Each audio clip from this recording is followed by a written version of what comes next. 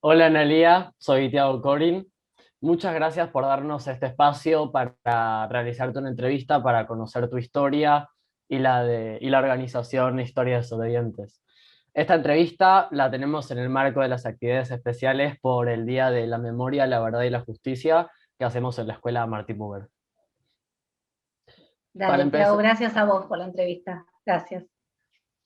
para empezar, me gustaría que te puedas presentar. ¿Nos podrías decir quién es Analía Kalinek? Bueno, Analía Kalinek es una mujer argentina, nacida en Córdoba en el año 79, en plena dictadura. Hoy mamá de dos adolescentes, uno de 13 y uno de 17. Soy maestra, soy psicóloga, también soy profesora para la enseñanza media superior en psicología y además soy estudiante de la Facultad de Derecho de la Universidad de Buenos Aires. Entre todas esas cosas ando pululando. También soy integrante y miembro cofundadora del colectivo Historias Desobedientes, donde nos empezamos a organizar en el año 2017, quienes tenemos un vínculo filiatorio con los genocidas de la última dictadura militar en Argentina. Muy bien, y siguiendo un poco con tu historia familiar, ¿nos podrías contar sobre Eduardo Kalinek y el rol que cumplió durante la última dictadura militar? Dale, bueno, Eduardo Kalinek es mi papá, él nació en el año 52 y ya de joven, adolescente, adulto, joven, se ingresó a la Escuela de Oficiales de la Policía Federal. Él, cuando empieza la dictadura en el año 76 tenía 24 años y bueno, nada, en ese marco se casa con mi mamá, nace mi hermana más grande en el año 77, en el 79 nací yo, en el 80 mi otra hermana y en el 82 la cuarta de las hijas de mi papá, las cuatro nacidas en dictadura. Y bueno, él después siguió su carrera como oficial de la Policía Federal y hoy es personal retirado de la Policía Federal, se retiró con el cargo de comisario. En el medio de todo ese trayecto, en toda su carrera que él hace dentro de la policía, en el año 2005 queda preso y es juzgado por crímenes de lesa humanidad. O sea, mi papá hace toda su carrera, participa en la dictadura, después vienen lo que se conocieron los años de impunidad en Argentina, después de lo que fue la vuelta a la democracia durante el gobierno de Raúl Alfonsín, que se hace el juicio a las juntas y se inaugura la CONADEP, donde la Comisión Nacional sobre la Desaparición de Personas, hoy es el libro Nunca Más, bueno, que todos conocemos y tenemos que saber, digamos, es la primera revelación que da cuenta de lo que pasó en los años de dictadura y la existencia de los centros clandestinos. Una vez que se juzgan las juntas militares, se aplica lo que se conoció como las leyes de obediencia obvia y punto final, y eso es lo que hace que a mi papá no se lo juzgue, ¿no? Entonces yo crezco sin saber, digamos, del accionar de mi papá en dictadura y sin tener la más mínima posibilidad tampoco de poder saberlo, porque cuando yo hice la primaria y la secundaria no existía el 24 de marzo como día de recordación. Entonces, bueno, esto transcurren, digamos, lo que se conocieron como los años de impunidad. Ahí, bueno, las madres y las abuelas siempre reclamaron memoria, verdad y justicia, siempre siguieron insistiendo en que sean juzgados los responsables de la desaparición de sus hijos y los apropiadores de sus nietos o nietas. Y bueno, fue después la materialización, digamos, que se hace de esa lucha en políticas públicas concretas, digamos, en el gobierno sería de Néstor y de Cristina Kirchner, donde se derogan esas leyes y se empieza a aplicar la justicia, ¿no? Se empieza a juzgar a los responsables que habían estado tantos años impunes de los crímenes. Y bueno, en ese marco mi padre queda detenido en lo que se conoció como la causa del primer cuerpo del ejército y unos años después es condenado a cadena perpetua por crímenes de lesa humanidad. Y teniendo en cuenta todo esto que nos contás sobre crecer sin saber qué había hecho tu papá y qué rol había cumplido en en la última dictadura, ¿cómo fue en ese aspecto tu infancia? Qué tipo de vínculo tuviste con tu papá y sin saber que él tenía esta información? Sin saber lo que había hecho, perdón. Sí, un vínculo de mucho afecto, digamos. Mi familia es lo que se considera una familia tradicional, por decirlo de una manera. Digamos, yo tuve formación católica durante toda mi infancia y durante en lo que fue mi formación de origen. Y bueno, nada, estaba mi mamá que era ama de casa, mi papá que trabajaba mucho, digamos, y que veíamos poco, pero con quien compartíamos momentos de vacaciones y momentos de fines de semana donde él estaba muy, muy presente, digamos, en los juegos, en ir a pescar, en ir a la playa, ¿no? Esos son los recuerdos que yo tengo.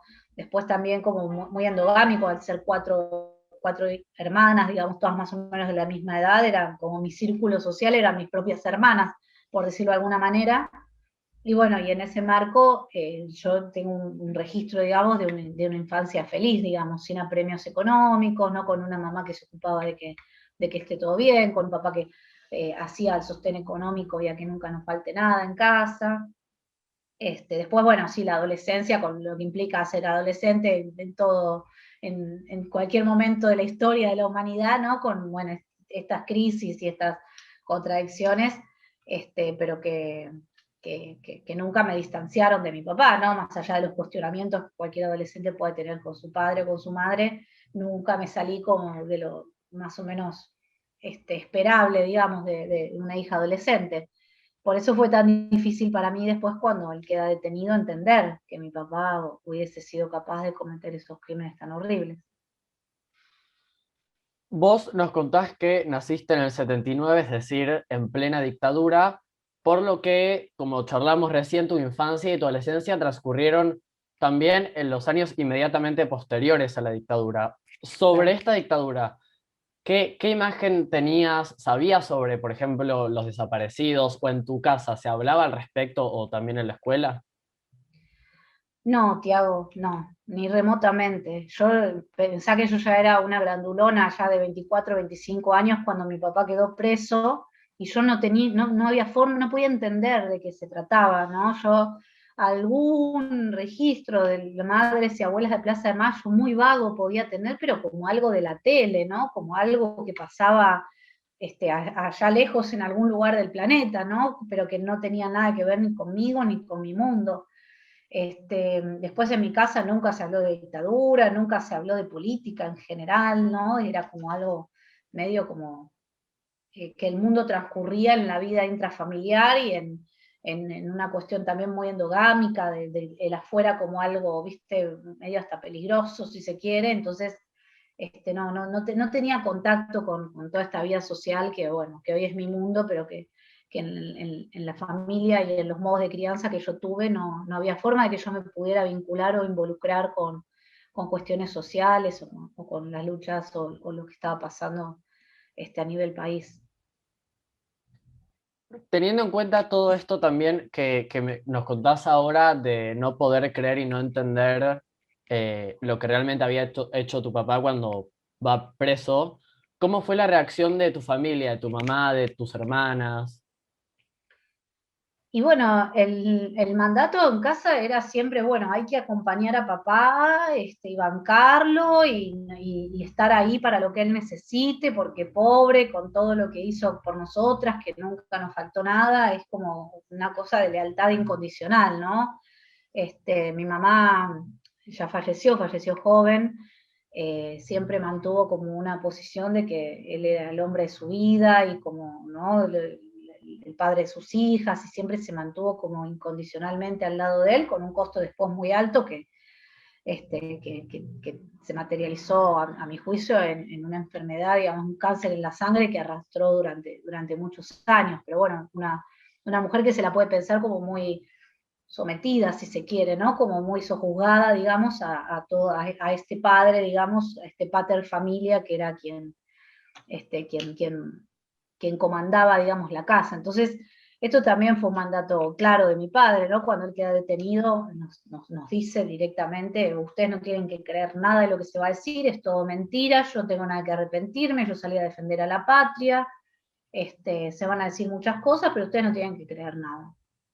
Y yo iba a visitar a mi papá con ese discurso, ¿no? Con ese pensamiento y con esa convicción de que mi papá era una persona que no podía hacerle mal a nadie, digamos, ¿no? a quien yo creía conocer, digamos, a través de mi vínculo como hija.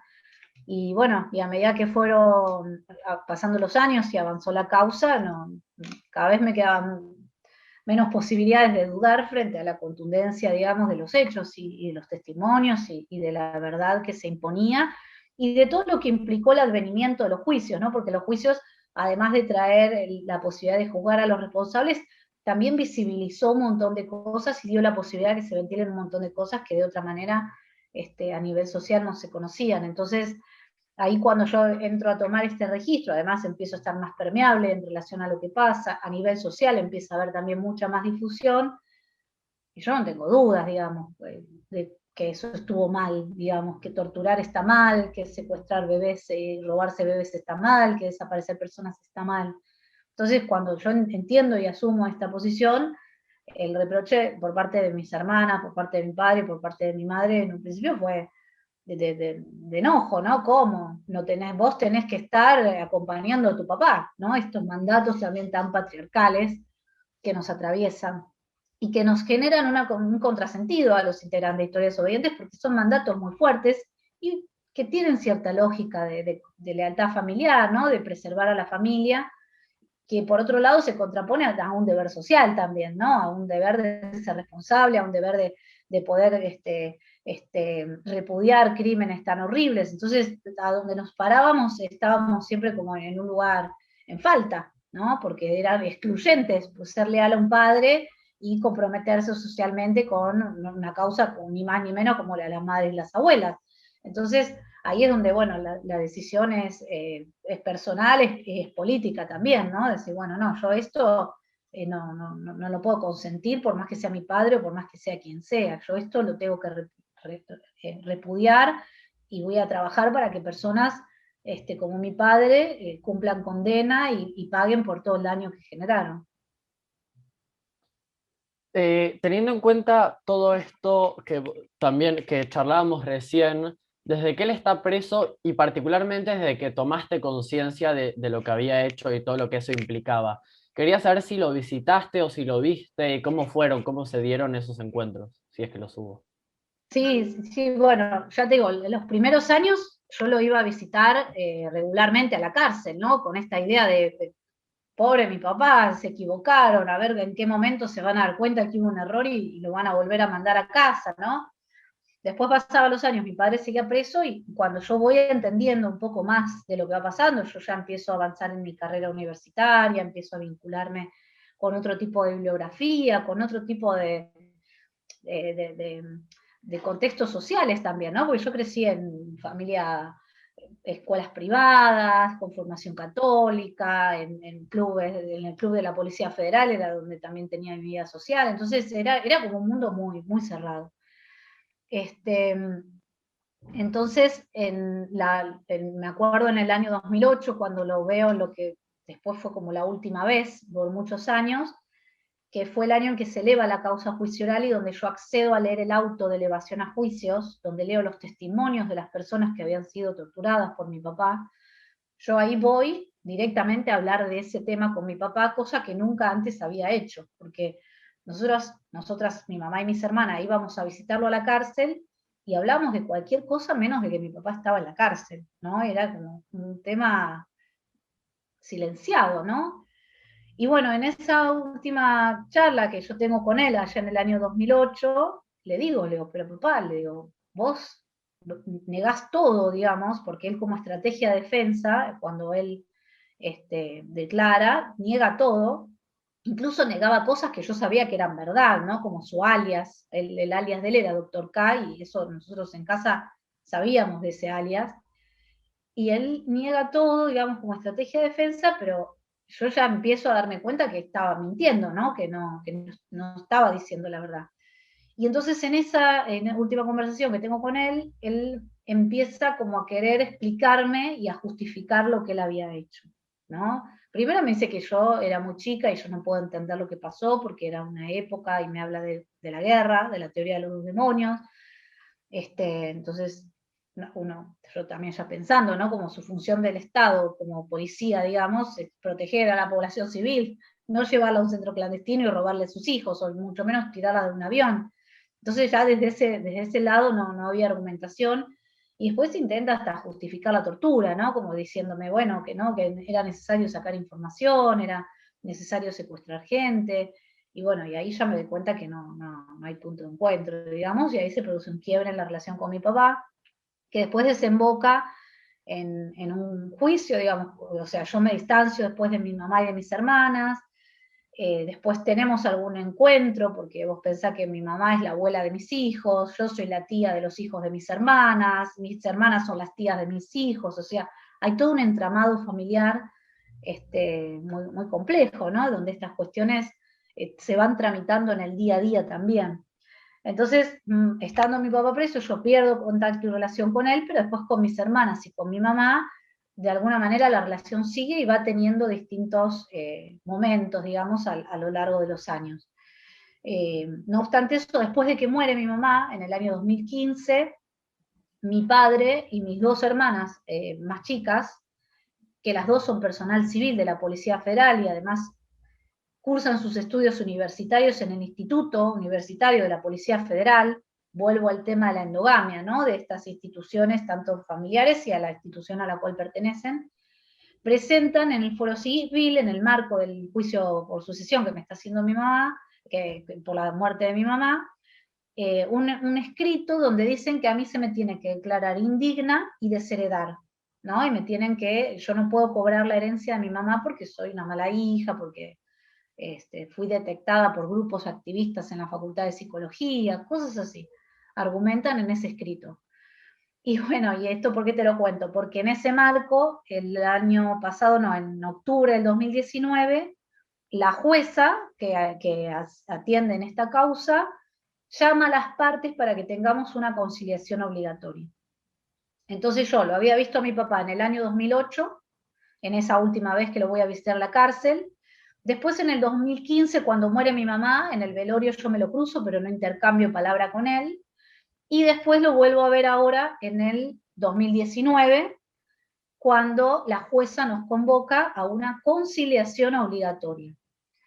Y bueno, ahí me cruzo con mi padre en esta situación medio como hasta paradojal, digamos, y donde yo advierto el desencuentro ya y lo paradojal de esto de conciliación obligatoria, ¿no? Como si pudiese haber alguna posibilidad de conciliación entre esta hija, digamos, y ese padre genocida. Entonces, en ese marco sí lo que advierto es mi padre que quedó totalmente anacrónico en su forma de pensar.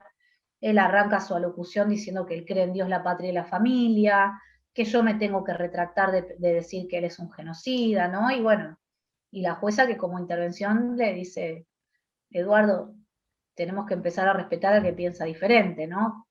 Cosa que él no puede, y paradójicamente se lo estaba proponiendo la jueza que estaba pidiendo que nos reconciliemos en una conciliación obligatoria. Así que bueno, en esa conciliación tuve la oportunidad de decirle en la cara a mi papá un montón de cosas que pienso. El juicio sigue tramitando, yo sigo sin heredar a mi mamá y estoy esperando a que en algún momento esto se resuelva, pero mi padre no se ha retractado y sigue pensando que yo soy una hija indigna y que por eso se me debe eliminar de la familia y desheredar. Ya que estamos hablando del tema de la familia, me interesaría mucho saber si hablas de este tema con tus hijos, si saben quién es tu papá, si saben qué rol cumplió en la dictadura. Sí, vos pensás que ellos ahora tienen 17 y 13 años, cuando se empieza a dar todo este resquebrajamiento familiar. Bruno fue el año más o menos que nació Bruno, en el año 2008, y Gino, que ahora tiene 17, en ese momento tenía 4 años, ¿no? Y había tenido 4 años también de convivencia y de vínculo con su abuelo, en esos primeros 4 años donde yo lo iba a visitar a mi papá con él de la mano, digamos, con el nene de la mano. Y entonces ellos, a medida que fueron creciendo, fueron preguntando, ¿no? Y siempre supieron que su abuelo estaba preso. Siempre se trató el tema en la escuela, los 24 de marzo como efeméride, ellos siempre escucharon, digamos, en sus escuelas, tuvieron sus debates, hicieron sus lecturas, y en algún momento hasta pudieron contar, digamos, su condición, ¿no? De tener a su abuelo preso, detenido por haber cometido estos crímenes. Y siempre yo sentí como esta tranquilidad de poder hablarlo con ellos y que nunca haya habido ocultamientos, y a medida que fueron creciendo y fueron preguntando también cosas diferentes, ¿no? Según sus edades, siempre recibieron una respuesta sincera en torno a la historia que nos tocó. Analía, otro punto muy importante me parece de tu historia es Historias Desobedientes, es agrupación de la cual formas parte. ¿Nos podrías contar un poco sobre esta agrupación, sus comienzos y sus objetivos? Dale, sí, bueno, está buenísimo porque es como el colorario, digamos, de esta historia que arranca, y esto es un común denominador en los integrantes de Historias Desobedientes, arranca con mucha soledad, ¿no? Porque vos pensás que en tu lugar de origen, en tu familia, vos tenés como este enojo, te tildan de traidora, de mala hija, de desagradecida, ¿no? Entonces, tu lugar de vínculos de afecto más cercano frente a algo muy genuino que vos sentís, que es decir, yo no puedo convalidar estos crímenes, yo no puedo pensar que esto estuvo bien, no puedo hacerme la tonta y mirar para otro lado tampoco, digamos, ¿no? Es como que frente a eso, no tener ese lugar que te cobija, no tener ese lugar a donde poder hablarlo, es muy triste, digamos, y de mucha soledad. Y por otro lado, en el imaginario social también aparece esta representación de que los hijos de los genocidas estamos alineados, digamos, o formamos parte de ese campo ideológico de los genocidas. Entonces, era como vergonzoso, ¿no? Yo tampoco, a mí me da vergüenza al principio socializar que mi papá estaba preso, hasta que, bueno, aparece la necesidad de hablarlo, también de la mano de mis hijos, ¿no? Porque ellos también siendo chiquitos lo empiezan a contar. Me acuerdo Gino en salita de 4 o 5, todo, que su abuelito estaba preso, ¿no? Porque había matado a muchas personas. Entonces me citan del jardín, en el jardín yo tengo que ir a explicar esto, encuentro solidaridad, digamos, o acompañamiento y una escucha, digamos, por lo que estaba pasando, y empiezo también yo a necesitar contarlo, ¿no? Cuando se salen los diarios también la noticia de que mi padre estaba preso, que había sido condenado, siento como cierta exposición pública por esta condena, yo siento como también hasta sintomáticamente la necesidad de distanciarme. Bueno, sí, yo tengo un padre preso, pero yo repudio, digamos, sus crímenes y estoy de acuerdo con que tiene que estar preso. Esta necesidad de contarlo, bueno, hace que algunos medios, o mi testimonio incluso salió en aquel momento en un libro, en el año 2016 sale mi testimonio en un libro, y esto hace que, por ejemplo, Liliana Furió, que también tenía a su papá condenado por crímenes de lesa humanidad y también sufría, digamos, por esta condición, y no encontraba a dónde poder conversar esto, con quién poder hablarlo, se conecta conmigo y ahí empezamos como a abrazarnos en primer lugar, porque cada una entendía lo que le pasaba a la otra como nadie podía entenderlo, y bueno, a tratar de pensar juntas algo.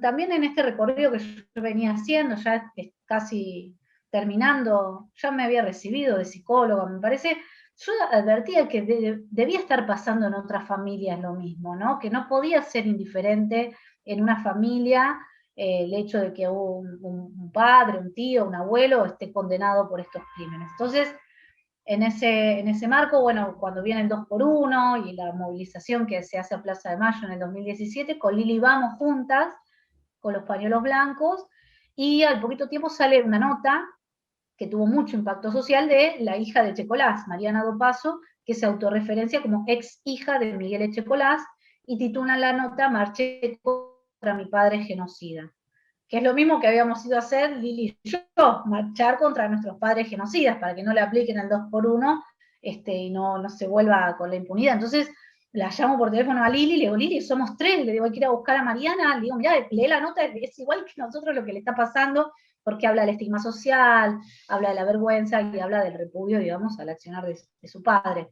Y bueno, después esa nota, tal es el impacto social que tiene, que empieza a recibir comentarios, digamos, en la página, y con Lilia advertimos que en esos comentarios había otros hijos y otras hijas de genocidas, que estaban dejando sus comentarios, los empezamos a mandar mensajes por privado, y al poquito tiempo ya éramos 6, 5 mujeres y un varón, que nos juntamos, y ahí formamos lo que se conoce ahora como Historias Desobedientes, al poquito tiempo después también esto toma estado público, algunos medios levantan la nota porque ven los intercambios que tenemos por las redes sociales, se viraliza de una manera exponencial. Marchamos en el Ni Una Menos ese 3 de junio, ya para fines de junio éramos más de 30, y bueno, hoy somos una agrupación donde ya somos más de 100 hijos y familiares en general de genocidas, porque se han acercado hasta nietos de genocidas, sobrinos de genocidas, hermanos o hermanas genocidas, y ha trascendido también las fronteras porque se ha conformado una historia de desobedientes en Chile y se está gestando en este momento una historia de desobedientes en Brasil.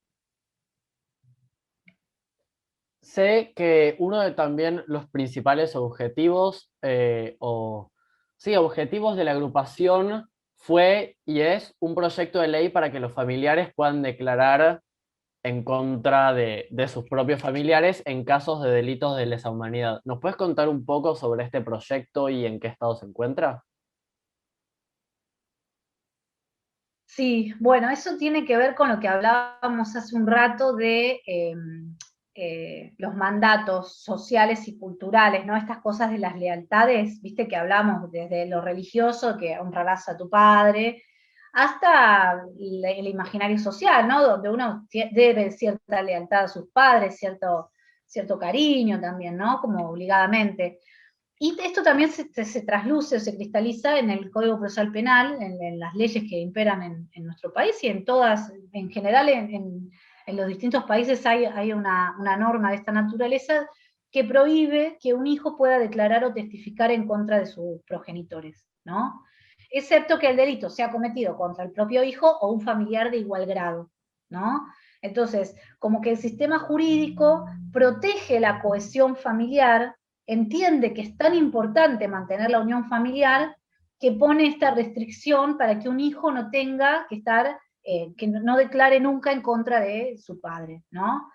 Entonces, claro, acá se presenta el caso paradojal de Pablo Berna, que es un compañero del colectivo, que él recibe el testimonio de su padre le admite que él como médico militar era uno de los encargados de inyectar a las personas eh, que luego eran arrojadas con vida al mar durante lo que se conoce como los vuelos de la muerte. Cuando el papá de Pablo le cuenta esto a Pablo, de cuál era su función dentro de lo que fue el engranaje de la dictadura, Pablo entra en una serie de contradicciones, esto que te cuento, ¿no? Sobre las lealtades, pero entiende que es importante que él vaya y cuente esto a la justicia, ¿no? Frente a un padre que estaba impune frente a eso que había hecho y su participación. Cuando él se acerca en el año 2013 a la Secretaría de Derechos Humanos a contar, se encuentra con esta imposibilidad de que su testimonio sea admitido en juicio por estos artículos del Código Procesal Penal. Muy decepcionado, se vuelve a su casa y se queda como con esta sensación como de injusticia. Es decir, ¿por qué yo no puedo hacer este aporte si es importante que esto se sepa?